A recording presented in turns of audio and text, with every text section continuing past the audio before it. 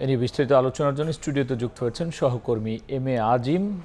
যাচ্ছি তার কাছে।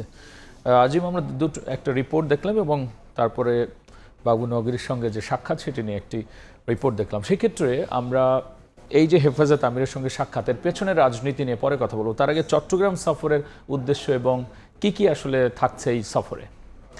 তারেক রহমান সরকার প্রধান হওয়ার পরে কিন্তু আসলে এই প্রথমবারের মতো তিনি চট্টগ্রামে গিয়েছেন এবং চট্টগ্রামের সবথেকে বড় বিষয় হচ্ছে এই মুহূর্তে কিন্তু চট্টগ্রামে বন্যার পরবর্তীতে একটি ভয়াবহ অবস্থা বিরাজ করছে। কারো ঘর নেই, কারো মাথা গোঁজার ঠাঁই নেই, কেউ খেতে পারছেন না, কেউ বাসস্থান হারিয়েছেন, নানা ধরনের অবস্থার মধ্যে কিন্তু তারা রয়েছেন এবং সেই মুহূর্তে দেশের প্রধানমন্ত্রী সেখানে ছুটে গিয়েছেন এবং পাশে দাঁড়িয়েছেন, অসহায় ব্যক্তিদেরকে যে ঘর দিয়েছেন এবং সহযোগিতা দিয়েছেন। আমরা দেখেছি যে বেশ কিছু অসহায় মানুষকেও কিন্তু সহযোগিতা তিনি দিয়েছেন এবং দিনভর পুরো চট্টগ্রাম ঘুরে কিন্তু তিনি নানা কর্মসূচি তিনি করেছেন এবং সেই কর্মসূচিগুলো নিয়ে কিন্তু আজকে নানা ধরনের প্রতিক্রিয়াও রয়েছে এবং সাধারণ মানুষের কিন্তু একটু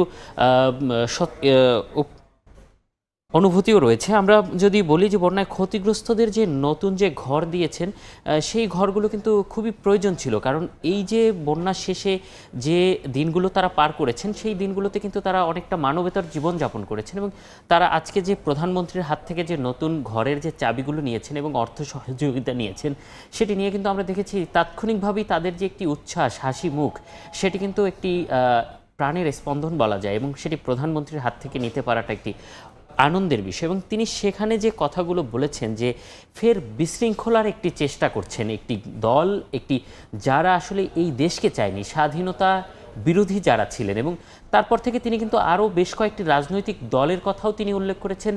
এই যে দেশকে এগিয়ে নিয়ে যাওয়ার যে যে কাজগুলো প্রধানমন্ত্রী দায়িত্ব গ্রহণের পর থেকে তিনি করে যাচ্ছেন এবং সেই কাজগুলো যাতে বাধাগ্রস্ত করা যায়, যাতে পিছিয়ে পড়ে, সেজন্যই কিন্তু এই যে বিশৃঙ্খলার কথা তিনি যেটি বলেছেন সেটি কিন্তু একটি গুপ্ত বাহিনীর কথাও তিনি বলেছেন, যারা কিন্তু স্বাধীনতার পর থেকে গুপ্ত ছিলেন, সেই ইঙ্গিতও তিনি দিয়েছেন এবং তাদের যে প্রতিহত করার যে চেষ্টা সেটি কিন্তু তারা করবেন বলেও আমাদেরকে প্রধানমন্ত্রী সেই জায়গা থেকে ঘোষণা দিয়েছেন। তিনি কিন্তু বলেছেন যে দেশ নিয়ে ছিনিমিনি খেলতে দেয়া হবে না এবং যারা এই ধরনের কাজ করবেন তাদেরকে কিন্তু প্রতিহত করবেন তিনি।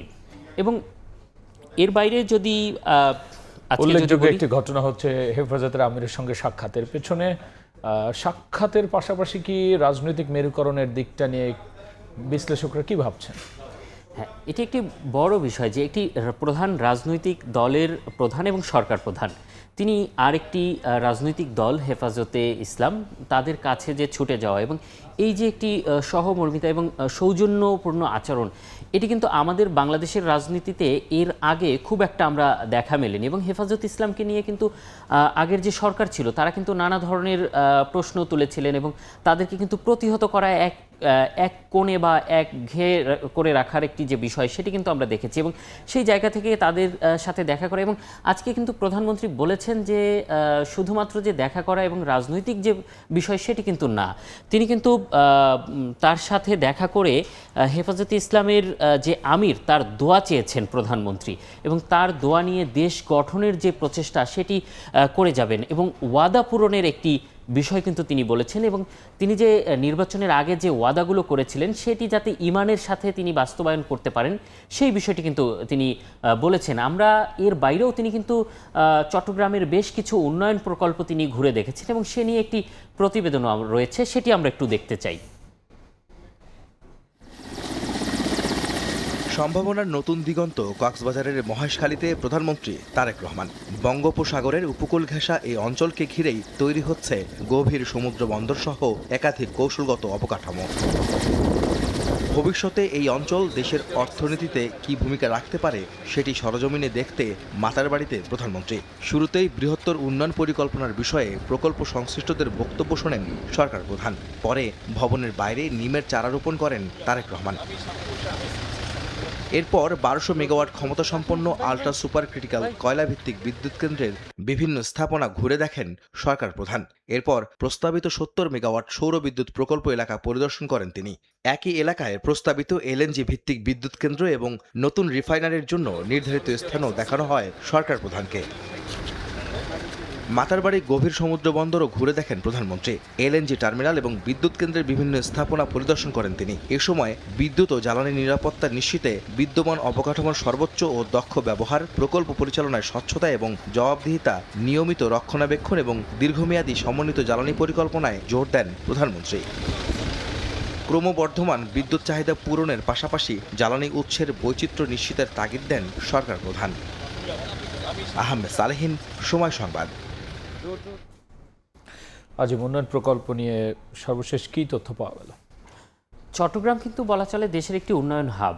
এটিকে কেন্দ্র করে কিন্তু প্রধানমন্ত্রী আজকে যেই কর্মসূচিগুলো করেছেন সব জায়গায় একটি কথা বলেছেন যে চট্টগ্রামের যে উন্নয়ন প্রকল্পগুলো এবং সেটি কিন্তু ব্যবসা বান্ধব করা, সেই লক্ষ্যে কিন্তু এই যে যারা আসলে বিশৃঙ্খলা করতে চায়, শান্তিপূর্ণ পরিবেশ যাতে বজায় রাখা যায় সেই বিষয়গুলো কিন্তু তিনি বলেছেন। এবং তিনি যে উন্নয়ন প্রকল্পগুলো ঘুরে দেখেছেন সেই উন্নয়ন প্রকল্পগুলোর মধ্যে সমুদ্র বন্দর এবং যে বিদ্যুৎ কেন্দ্রটি রয়েছে এটি কিন্তু দেশের জন্য খুবই গুরুত্বপূর্ণ। কারণ আমাদের যে জ্বালানির যে সংকটগুলো আমরা বিগত কয়েকদিন ধরে আমরা দেখেছি সাম্প্রতিক সময়ে, সেই জায়গা থেকেও কিন্তু তিনি এই উন্নয়ন প্রকল্পগুলো ঘুরে দেখে কিন্তু তিনি তাগিদ দিয়েছেন যে এই যে জ্বালানির যে সংকট, সেই সংকট যাতে নিরসন হয়, জ্বালানির যে নতুন যে উৎস সেটি যাতে খুঁজে বের করা যায় সেই তাগিদ কিন্তু তিনি দিয়েছেন। এবং প্রকল্প পরিচালনায় যে স্বচ্ছতার যে বিষয়টি, কারণ আমরা দেখেছি যে বিগত দিনে যে উন্নয়ন প্রকল্পগুলো করা হয়েছে এবং সেই উন্নয়ন প্রকল্পগুলো থেকে যে পরিমাণ বরাদ্দ ছিল সেখানে বড় একটি দুর্নীতির কিন্তু